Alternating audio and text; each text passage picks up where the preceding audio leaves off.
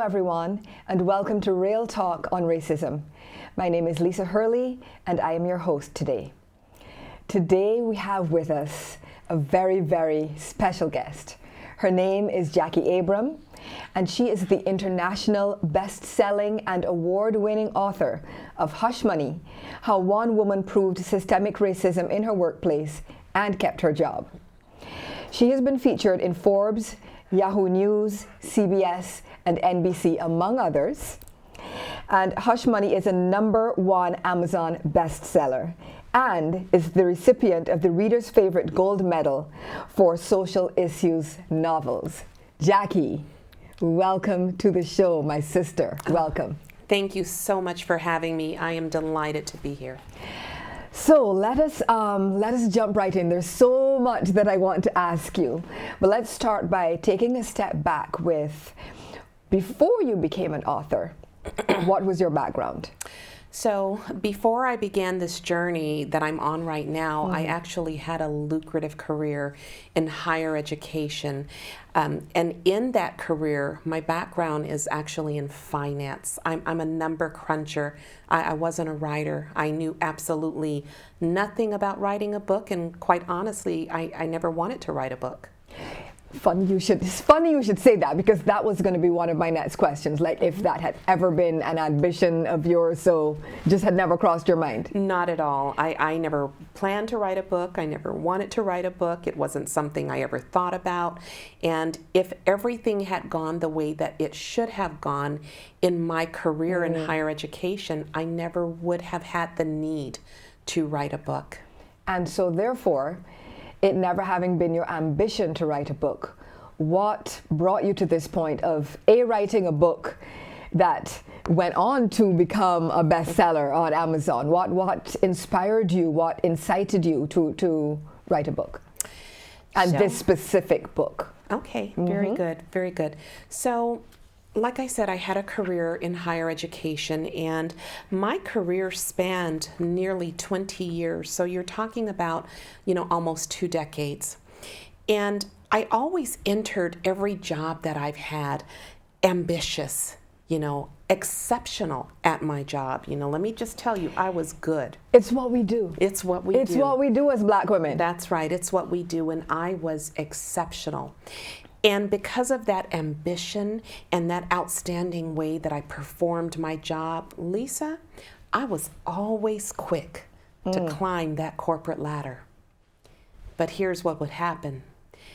After making it so far in my career, someone would notice me. And maybe this person wasn't there when I started, but they're there now due to a change in leadership. Right. And this person who's noticing me is not only a leader in a higher position than mine, but they're also a racist. And before I know it, there's so many everywhere. Yes, that rug is being pulled from under me. My career is being derailed. My career is being killed. And that ladder that I was climbing up on and me, we come crashing down. Now, the first time that happens, Lisa, you're feeling some kind of way. You're traumatized, okay? You're traumatized, you're humiliated, you're hurt. But you don't have time to lick your wounds, because in my case, I'm a single mom. I'm mom and dad. And I've got children I've got to take care of. So I have to find the strength and the courage to pick myself back up again and go to the next company. But what I always say, Lisa, is I ran from this company because I was Black. And when I ran over to this next company, guess what? Still Black. I was still Black. Still Black. I was still Black. And so therefore I would imagine that this happened more than multiple times, and because you're still Black, yes, because we're all operating within systemic racism, within that matrix, yes, that toxic matrix as I call it, then you keep encountering same script, different cast. Oh yes. And so right? By the time you get to the point in my career, by the 4th and 5th time, okay, of having everything that I worked for and everything that I built completely stripped away from me, taken from me forcibly for no other reason than because I'm Black. And excellent. And excellent. And excellent. I think that needs to be said because mediocrity, it doesn't elicit the same reactions. Right. Right. Right? Yes. And it doesn't matter how good you are. It doesn't matter what skill set you bring to the table. It doesn't matter what credentials you have. If a racist leader who's got power and influence notices you, the only thing they notice is that you are Black. And so they begin to target you and they begin derailing your career. But they're not doing it in a way that you typically see reflected in, I only know how to be real, okay? So be real. Be real. I only know how to be real. What's the show? Right. Real. That's real right. talk. That's real right. talk. That's so right. let's have some real talk. So I'm going to give it to you. Give it to me. The racism that you see reflected in a lot of the books, the movies, the TV shows, and quite frankly, a lot of the DEI trainings. Don't get me started. Yes. Is not reflective of what we are experiencing, what's actually killing our careers. And let me just elaborate on that a little bit. Please do. Many DEI trainings, they have important components. So I'm just going to say their components are important. But when it comes to the racism component, they've missed the mark. Because yes, we experience some microaggressions, okay? We experience that. And yes, we experience some unconscious bias. But that's not what's killing our careers. What's killing our careers is something that you never see or hear about in diversity, equity, and inclusion trainings most often, because what's killing our careers is not overt, easy to spot racism. It's not microaggressions either that's killing our careers, and it's not unconscious bias that's killing our careers. What's killing our careers is covert racism. It's a hidden form that has evolved to be harder to prove, more hidden. You can't easily see it. You can't easily spot it. And that's what happened to me. Whew. Okay, so there's a lot to unpack there, but before we do, I want to read to you, not to you really, to our viewers, a quote from the book, because this is going to tie into to the whole situation of being at work and those kind of experiences. So let me read this. Things were so bad that I dreaded coming to work, afraid of the new attacks each day would bring. My job became a living nightmare from which I could not awake, gave me an enormous amount of anxiety, and resulted in 40 pounds of weight gain over a 3-month period due to stress. Right? And so I read that, and what struck me was that you're right, a lot of racism is covert, and a lot of the effects, like people don't realize that there are mental and emotional and physical effects to being on the receiving end of racism. So can you delve into that a little bit more for us? Oh, absolutely. So many people, because you don't really hear the phrase or the term covert racism, many people don't have a good understanding of what that looks like, because after all, it's hidden. You can't really see it. So I'm going to give you an example right out of my career. And then if you think about living in this set of circumstances over years, you'll see how it creates just a very severe level of trauma. So one of the ways that covert racism works is with something that I tend to call the Black workhorse. Have you ever heard that term? I have, and why I'm laughing, it's not really a laugh, Right, it's kind of like a sad laugh, Right. is because there's another quote that stood out to me, and it is Ms. Kelly tried to break me like I was a wild horse she was determined and eager to tame. Yes. So yes, the workhorse. The workhorse. Tell us about the workhorse. So a lot of companies, yes, there is a wage gap. Let me just go ahead and acknowledge that. There is definitely a wage gap that needs to be addressed.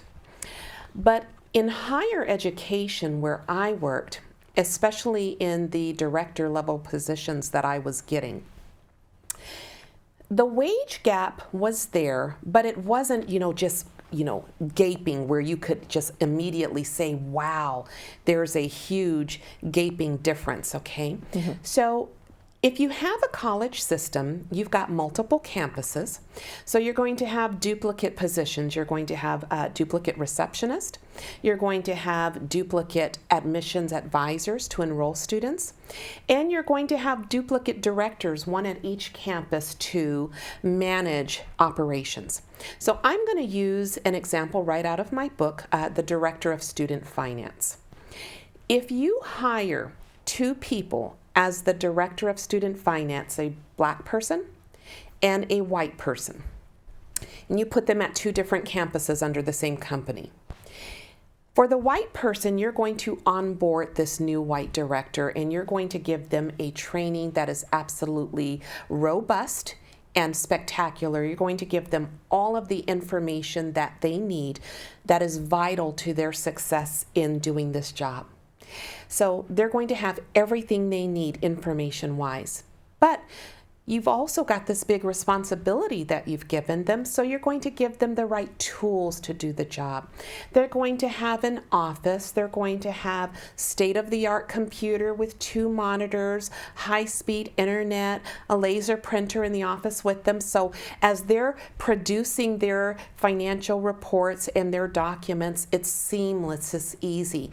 They can produce work easily because they've got all the tools they need right there to do their job and do it with a high quality. There's going to be resources available for that white director if they stumble along the way. Resources, and they will. And they will. And there will be resources available for them. But even at some point in their career, if they, feel like they're overwhelmed or they need some additional guidance, there's mentorship. The leadership team above that white director's position looks just like him, and so they can identify with him on an individual level to help him work through some of these issues and guide him. So this white director is set up for success right out of the gate. Now, the trainer that set this white director up for success at his campus now comes on over here to the black director, okay? But guess what? Not only does the trainer limit the information that they know is vital to that person's success in my career, in my case, the racist person that I reported to intentionally gave me the wrong information about how to do my job because they wanted me to make mistakes. And fail. And so they're setting you up immediately. They're steering you in the wrong direction that they know is going to result in you making mistakes. But it doesn't stop there, Lisa. Remember those wonderful tools this director over here has? My computer is older than dirt. Okay? My computer is older than dirt. It's an archaeological computer? Yes, it was found in a dig somewhere. I have worked on one of those computers. Yes. I know the exact kind that you're talking about. Yes. And so, yes, the whole campus has high-speed internet, but my computer is so slow it can't handle it. So it's freezing all day long. You ever worked on a computer that freezes? And you can't get anything done. You can't get anything done. Yeah. You have to reboot it 5, 6, 7 times throughout the course of the day. So you're not able to produce the amount of work that this white director that you're being compared to is producing, okay? But it doesn't stop there. Remember that printer he has in his office? you don't have a printer because it's not in the budget right now. So you have to share a printer, a community printer. So you're printing your documents, but by the time you walk across the campus to the community printer, your documents are gone. They're lost. Some are there, some are not. Some are paper jammed. Here's a question though. Just sorry to interrupt you. But specifically in your case, because you're dealing with financials, isn't there also the issue of confidentiality? Yes. Just, but, you know, companies have a way of getting around that. And so, you know, they say it's not in the budget now, but we've put it in the budget for Q3. You know, just make sure you don't print a bunch of documents. As you're printing them, you need to go get them off the printer. So that's more time that you're wasting in your day. So because of these obstacles that have been put in your path, you're not able to produce the quantity or quality of work that this director in the same position is, and you're being compared to this person. You're making mistakes because you've been steered the wrong way, and the company is documenting the mistakes and your lack of productivity as you're trying to do this job. You know that something's not right, Lisa, so you want to talk to somebody about what's happening. So you want to talk to someone in leadership. But of all the Black people that are in leadership, guess what? You're it. You're the Black leader. And so there's no one... Your token. Yeah, and there's nobody who can identify with what you're experiencing. When you tell them what's happening, they think you're making excuses until they finally say that phrase that makes me cringe every time I hear it. Well, Lisa, perhaps you should consider whether or not this position is the right fit for you. Well, let me just tell you, I have literally, again, same script, different cast, and I have literally had those words said to me. I have literally been in the position of having, you know, being the only on a team, and having people of a different race consistently put roadblocks in my way. So I understand, so many of people who have read your book understand, and I think that's why it's done so well and is doing so well, because people are reading it and thinking, check, check, been there, done that, experienced that. And I would imagine, like, when you, for example, you go to leadership and you say, you might mention the printer, or you're really speaking about the symptoms. And so it's easy for them to say, oh, we're just talking about a printer. And so a printer is fixable and let's just deal with that, or not. And it's always a delay tactic, you know. So for example, you know, a company can have you doing so much more work than someone else. But when you bring up promotion, you know, they delay. They say, well, you know, we see the work you're doing. We're looking at promoting you in Q3, but Q3 never comes. Okay? That's another tactic. So in the scenario that I just gave you, this director set up for fail right out of the gate. And they have the documentation that they've been collecting on this director as the justification to let this director go or demote them. And so many of our people lose their jobs or end up getting demoted without fully understanding why. And that's how covert racism works.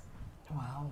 Well, I mean, I have to thank you for laying it out so clearly, because when you hear the two scenarios, the comparison like that, split down the middle, it's hard to deny that, okay, yes, this is what is in fact happening. Yes. Wow. Whew. So, you know, remember a while back, you and I were, you know, we've chatted numerous times online, and, you know, I mentioned that when I read your book, I had a visceral reaction, and that's part of what is happening now. It's like, you know, I have like goosebumps, and my hackles have risen, so to speak, because it strikes so close to home, and it is your story, is my story, is the story of so many of us out there. And so a question I have for you is, for the author who never intended to be an author, how has being an author changed your life? How has writing Hush Money changed your life? So I wrote Hush Money from a place of pain. After literally suffering racial trauma, after years of trying to make it in corporate America, and not only losing my job, Lisa, imagine you repeat this cycle of getting this job, having what you need to provide for your family, having that taken away from you. Now you're living off of the little bit of savings that you've accumulated until you get your next opportunity. But in the process, you lose your home. You lose your ability to provide for and feed your family. Me and my girls were actually homeless. We were living out of a hotel. Oh my goodness. And so as you repeat this cycle, and you know that you're intelligent, you know that you're smart, you know that you're exceptional at your job, but you just keep getting set up, you begin feeling some kind of way. And for me, I experienced racial trauma that was so severe, Lisa, that by the end of my career, I was plotting to kill my boss. I was done. I was just... I can't. I wish I had tissues and I don't, Thanks. and I'm so sorry. Thank you. But I was done. I understand, and I'm, the tears are, you're crying and I'm starting to cry too, because I feel it, and I empathize, because it really can take you to that point of, it feels like a point of no return. Yes. And, I've heard your story, I've heard other people's stories of where they got to a point of what you mentioned, Yes. or, wanting to unalive themselves. And I was there too when I couldn't figure out a way that I Yeah. could literally get away with killing my boss without it affecting my girls. Yeah, yeah. Then I decided I was going to kill myself. But thankfully, God intervened. So how did God intervene? Because I want to, one of the things that struck me about Hush Money is that the feeling I was left with was one actually of transcendence. Yes. And so, if you can. I thought that there was something wrong with Jacquie. I thought Jacquie was the problem, because no matter where I went, the same thing happened. And so I actually decided I was going to end my life at a place called Salt Creek Beach in California. I never learned how to swim, so it seemed like an appropriate thing to do. And as I was standing on the edge of the ocean, just kind of mesmerized, and the seas calling out to me, my cell phone, which I had in my pocket, rang. And I stepped out of myself long enough to take that call. And it was my youngest daughter, Delilah. And I picked it up, and she just starts screaming hysterically into the phone. She's crying her eyes out. She says, "Mom, these people are after me. I'm about to lose my job." And she's a single mom, and she's just hysterical. And then she starts telling me what these racists are doing to her. I mean, just some of the most heinous, horrendous things that they were doing to my youngest daughter back in Colorado. And Lisa, it's one thing to mess with me. But it's a whole nother thing to mess with my children. I hear that. And when I heard the desperation in her voice, and I knew that if I didn't go help her, that she was going to be at the same dangerous spot that I was in, I packed up that day. I forgot about my misery. I packed up that day, packed up my cats, moved out of the hotel, came to Colorado, and helped my daughter deal with her situation. And that was the catalyst for me realizing, okay, this is not just happening to you, your children are experiencing it as well, because my older daughter, I found out after this, was also going through racism. So now I've got something I can work with. I have an analytical mind, and I have something that I can explore. So I started talking to more family, friends and strangers, and 95% of the people said they were going through the same thing. And you're a numbers person, I'm a numbers maybe a person. statistician, and so Yes. you're seeing patterns. Yes, I'm seeing Patterns and percentages. And so I decided, I'm too traumatized to return to corporate America. I cannot. But there are still many of us stuck in what I call corporate hell. And I have something that I can offer them. So I talked to my daughters and we wrote Hush Money, how one woman proved systemic racism in her workplace and kept her job. We couldn't get a publisher, Lisa. Publisher said no one is interested in hearing about racism in the workplace because many don't think it exists because you can't see what's going on. It's hidden. So we self-published. We took a chance, self-published. The investment we made in our book to publish it was $22, which was to have the cover made. So that's the total investment. I piled these books into the trunk of my car, and I sold them at parks and pop-up shops to anyone who would give me a chance to tell them about my book.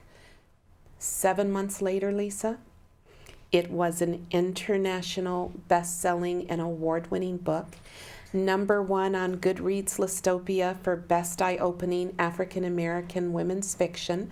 #1 on Goodreads Listopia for Books to Improve Your Social Justice Awareness on Racism. It was a #1 Amazon bestseller, featured in Forbes, and the recipient of the gold medal for social issues novels from Reader's Favorite. And it was being read in dozens of countries all around the world. And people were saying my book was their roadmap, their survival guide. Yeah, I'm not surprised to hear that. And unfortunately, we're at the end, and there's so much more that I want to discuss and ask you, but we are at the end. Yes. Quickly tell people your socials, where they can contact you. Okay. I'm most active on LinkedIn. Okay. If anyone wants to have a conversation with me, LinkedIn is where to find me. All right. You are guaranteed to talk to me. Okay, awesome. And thank you again. My heart, my Jackie, thank you. Thank you. Thank you. And everyone, thank you so much for tuning in. This has been Real Talk on Racism, and we'll see you next time. Thank you.